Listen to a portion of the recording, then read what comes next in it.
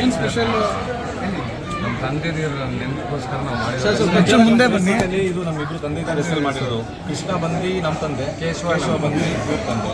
ಅವರಿಬ್ಬರು ಒಂದು 6 months ಗ್ಯಾಪಲ್ಲಿ ಎಕ್ಸ್ಪೈರ್ ಆಗ್ತಾರೆ. ಅವರಿಬ್ಬರು 1 ವರ್ಷ ಮುಂಚೆ ನೆಲಮಂಗಲ ಮಾಡ್ತೀವಿ. ಸೆಕೆಂಡ್ ಬ್ರಾಂಚ್ ಬಂದು ಇದು ಮುಂದಕ್ಕೆ ಗೊತ್ತಿಲ್ಲ ಎಷ್ಟು ಬ್ರಾಂಚ್ ಮಾಡ್ತೀವಿ ಅಂತ. ಅಲ್ಲಿ ಸಕ್ಸಸ್ ಆಗಿರ್ತೇನೆ ಇಲ್ಲಿ ಸೆಕೆಂಡನ್ನು ಆನ್ ಡಿಮ್ಯಾಂಡ್ ಮೇಲೆ ಮೈಸೂರಲ್ಲಿ ಮಾಡಬೇಕು ಅಂತ ಅಂದ್ಬಿಟ್ಟು ನಮ್ಮಲ್ಲಿ ಕಸ್ಟಮರ್ಸ್ ಕಲಿಕೆ ಇದು ಮಾಡಿದ್ದೀವಿ. ಬಟ್ ಅಲ್ಲಿ ಇಲ್ಲಿ ಟೋಟಲ್ ಆ್ಯಂಬಿಯನ್ಸ್ ಬೇರೆ, ಅಲ್ಲಿ ಬರೀ ಲ್ಯಾಂಡ್ಸ್ಕೇಪು ನಾನ್ AC. ಇದು ಲ್ಯಾಂಡ್ಸ್ಕೇಪ್ ತುಂಬ ಕಮ್ಮಿ ಇದೆ, pure AC 5 diners. Thank you. Krishna Keshava Maddur, basically Bengaluru Mysuru highway ಮಧ್ಯದಲ್ಲಿ ಸಿಕ್ಕಿರೋ ಒಂದು ರೆಸ್ಟೋರೆಂಟ್ ಇವತ್ತು ಓಪನ್ ಆಗ್ತಾ ಇದೆ. ನಮ್ಮಲ್ಲಿ ಏನು ಸ್ಪೆಷಲ್ ಅಂದರೆ ಬಿಡದಿ ತಟ್ಟೆ ಇಡ್ಲಿ ಬಂದು ನಾವು ಇಲ್ಲಿ ಬಿಡದಿ ತಟ್ಟೆ ಇಡ್ಲಿ ಸ್ಟೈಲಲ್ಲಿ ರವಾ ತಟ್ಟೆ ಇಡ್ಲಿ ಮಾಡ್ತಾಯಿದ್ದೀವಿ. ಬೆಂಗಳೂರು ಮೈಸೂರು ಹೈವೇನಲ್ಲಿ ಫಸ್ಟ್ ಟೈಮ್ ಮುಳುಬಾಗಿಲು ದೋಸೆ ಮಾಡ್ತಾಯಿದ್ದೀವಿ. ನಮ್ಮ ಮೋಟೋ ಒಂದೇ, ಫ್ರೆಶ್ ಫುಡ್ ಕೊಡಬೇಕು ಅಂತ.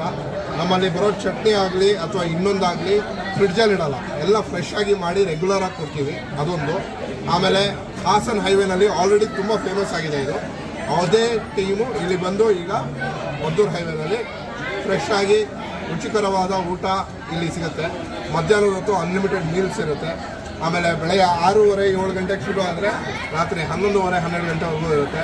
ದಯವಿಟ್ಟು ಎಲ್ಲರೂ ಬನ್ನಿ, ಕೃಷ್ಣ ಕೇಶವ ಡಿಶಸ್ ಅನ್ಬೋದು. ಸರ್, ಇದೀಗ ಎಷ್ಟನೇ ಬ್ರಾಂಚ್? ಇದು 2ನೇ ಬ್ರಾಂಚ್. ಹೈವೇ ರೋಡ್ ಇರೋದ್ರಿಂದ ಸಿಕ್ಕಾಪಟ್ಟೆ ಕ್ರೌಡ್ ಆಗುತ್ತೆ. ಆ ರೀತಿ ಮ್ಯಾನೇಜ್ ಮಾಡೋಕ್ಕೆ ಎಷ್ಟು ಜನ ಸ್ಟಾಫ್ಸ್ ಇದ್ದಾರೆ? ಸೊ ಇಲ್ಲಿ ತುಂಬ ಜನ ಸ್ಟಾಫ್ಸ್ ಇದ್ದಾರೆ, ಅದಕ್ಕೇನು ಕೊರತೆ ಇಲ್ಲ. ಬಟ್ ಎಲ್ಲ ಹೈವೇ ರೆಸ್ಟೋರೆಂಟ್ ಅಂದರೆ ನಿಮಗೆ ಸ್ಟ್ಯಾಂಡಿಂಗ್ ಇರುತ್ತೆ ಅಥವಾ ಈ ಥರ ಇರುತ್ತೆ.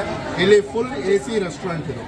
ಸೊ ಪ್ರೈಸಿಂಗ್ ಎಲ್ಲ ಏನು ಜಾಸ್ತಿ ಇಲ್ಲ, ಸೇಮ್ ಎಲ್ಲ ಹೈವೇ ರೆಸ್ಟೋರೆಂಟಲ್ಲಿ ಏನು ಸಿಗುತ್ತೋ ಅದೇ ಪ್ರೈಸಿಂಗು. ಬಟ್ ಇಲ್ಲಿ AC ಡೈನಿಂಗ್ ಸೀಟು, ಯಾಕಂದರೆ ತುಂಬ ಶೆಕೆ ಇರುತ್ತೆ, ಜನ ಬಂದು ಕೂತ್ಕೊಂಡು ಆರಾಮಾಗಿ ತಿನ್ನಲಿ ಅಂತ ಮಾಡಿರೋದು. Okay sir, thank you.